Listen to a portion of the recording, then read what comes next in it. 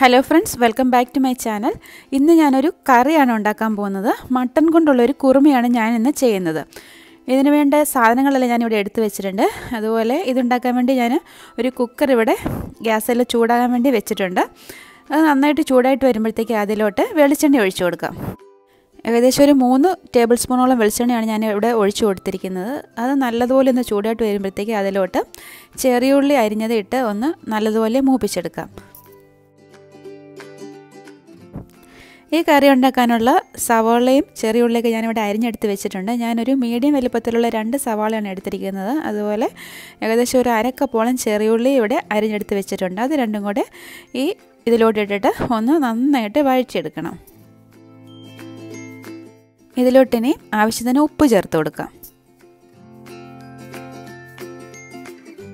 ഇതിലോട്ടിനി കുറച്ച് കറിവേപ്പിലയും കൂടെ ചേർത്ത് കൊടുക്കാം.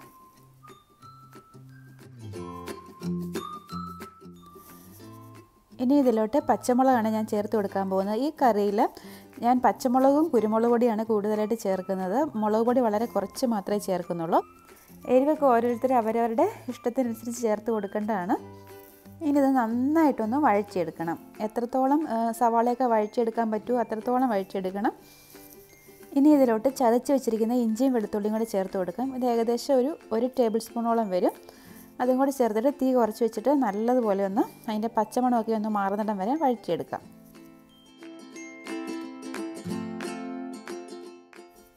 ഇനി ഇതിലോട്ട് പൊടികളെല്ലാം ചേർത്ത് കൊടുക്കുക. ഇപ്പോൾ ഞാൻ ചേർത്ത് കൊടുക്കാൻ പോകുന്നത് 1/2 ടീസ്പൂൺ ഗരം മസാലയാണ്. അതിട്ടിട്ട് നല്ലതുപോലെ ഒന്ന് ഇളക്കി യോജിപ്പിക്കാം.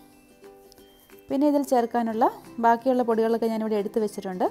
ഞാനിവിടെ എടുത്തിരിക്കുന്നത് 2 ടേബിൾ സ്പൂണോളം മല്ലിപ്പൊടി, പിന്നെ ഒരു 1/2 ടീസ്പൂൺ കുരുമുളകിൻ്റെ പൊടി, 1 ടീസ്പൂണോളം പിരിയൻമുളകിൻ്റെ പൊടി, പിന്നെ ഒരു 1/2 ടീസ്പൂൺ മഞ്ഞൾപ്പൊടി. ഇത്രയും ഇതിലോട്ട് ചേർത്തിട്ട് തീ കുറച്ച് വെച്ചിട്ട് നന്നായിട്ടൊന്ന് വഴറ്റിയെടുക്കാം.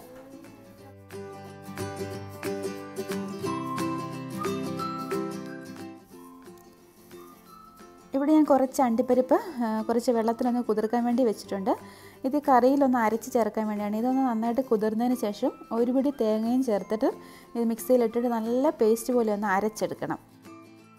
ഇപ്പോൾ മസാലപ്പൊടികളൊക്കെ നന്നായിട്ട് മൂത്ത് വന്നിട്ടുണ്ട്. ഇനി ഇതിലോട്ട് തക്കാളി ചേർത്ത് കൊടുക്കാം. ഇതിൽ ചേർക്കാൻ വേണ്ടി ഞാനൊരു തക്കാളി ഇവിടെ അരിഞ്ഞെടുത്ത് വെച്ചിട്ടുണ്ട്.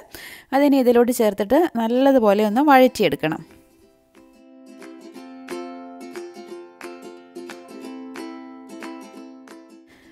തക്കാളിയൊക്കെ ഇപ്പോൾ നന്നായിട്ട് ഉടഞ്ഞ് വന്നിട്ടുണ്ട്. ഇനി ഇതിലോട്ട് ചേർത്ത് കൊടുക്കേണ്ടത് മട്ടനാണ്. ഇതിൽ ചേർക്കാനുള്ള മട്ടൻ ഞാനിവിടെ കഴുകി വാരി വെച്ചിട്ടുണ്ട്.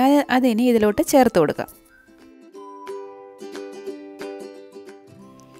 ഇപ്പോൾ മട്ടനും മസാലയൊക്കെ നല്ലതുപോലെ ഒന്ന് മിക്സ് ആയിട്ടുണ്ട്. ഇനി കുക്കർ അടിച്ചിട്ടൊന്ന് വേവിച്ചെടുക്കാം. വേണമെങ്കിൽ ഒരു 1/4 ഗ്ലാസ് വെള്ളം ഒന്ന് ഒഴിച്ചു കൊടുക്കാവുന്നതാണ്. അടിക്ക് പിടിക്കുമെന്ന് സംശയം ഉണ്ടെങ്കിൽ ഒരു 1/4 ഗ്ലാസ് വെള്ളം ഇതിൽ ഒഴിച്ചിട്ട് വേവിച്ചെടുക്കാവുന്നതാണ്. ഞാനിത് സ്റ്റീം വന്നതിന് ശേഷം തീ കുറച്ച് വെച്ചിട്ട് ഒരു 10 മിനിറ്റാണ് വേവിച്ചെടുക്കാൻ പോകുന്നത്. ഒരു 3/4 വേവിലാണ് ഇതിപ്പം വേവിച്ചെടുക്കേണ്ടത്. അതിനുശേഷമാണ് തേങ്ങയും അതുപോലെ തന്നെ അണ്ടിപ്പരിപ്പും കൂടി ചേർത്ത് ഒന്നും കൂടി വേവിച്ചെടുക്കേണ്ടത്. ഓരോരുത്തരുടെ കുക്കറിൻ്റെ പ്രഷറിനനുസരിച്ചും അതുപോലെ മട്ടൻ്റെ വേവിനനുസരിച്ചും ഇത് വ്യത്യാസം വരും. അതുകൊണ്ട് അതൊന്ന് പ്രത്യേകം ശ്രദ്ധിക്കേണ്ടതാണ്. ഇതിൽ ചേർക്കാനുള്ള ഒരു പിടി തേങ്ങ ഞാനിവിടെ മിക്സിയുടെ ജാറിൽ എടുത്ത് വെച്ചിട്ടുണ്ട്. അതിലോട്ട് ആ കുതിർത്ത് വെച്ചിരിക്കുന്ന അണ്ടിപ്പരിപ്പും കൂടി ചേർത്ത് കൊടുക്കുക. എന്നിട്ട് ഒരല്പം വെള്ളം ഒഴിച്ചിട്ട് നന്നായിട്ടൊന്ന് അരച്ചെടുത്തുകൊണ്ട് വരാം. മട്ടനിപ്പോൾ പാകത്തിന് വെന്തിട്ടുണ്ട്. ഇനി കുക്കറൊന്ന് തുറന്ന് നോക്കാം. ഇനി വീണ്ടും ഗ്യാസ് ഒന്ന് ഓണാക്കിയിട്ട് ഇത് നന്നായിട്ടൊന്ന് മിക്സ് ചെയ്തെടുക്കാം. അതിനുശേഷം നന്നായിട്ട് അരച്ച് വെച്ചിരിക്കുന്ന തേങ്ങയുടെയും അണ്ടിപ്പരിപ്പിൻ്റെയും ആ പേസ്റ്റും കൂടി ഇതിലോട്ട് ചേർത്ത് കൊടുക്കണം.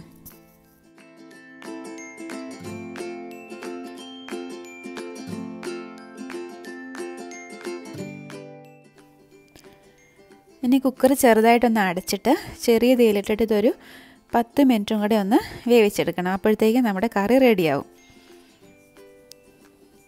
ഇതിലോട്ട് ഇനി അരിഞ്ഞു വെച്ചിരിക്കുന്ന കുറച്ച് മല്ലിയിലയും കൂടി ചേർത്ത് കൊടുക്കാം.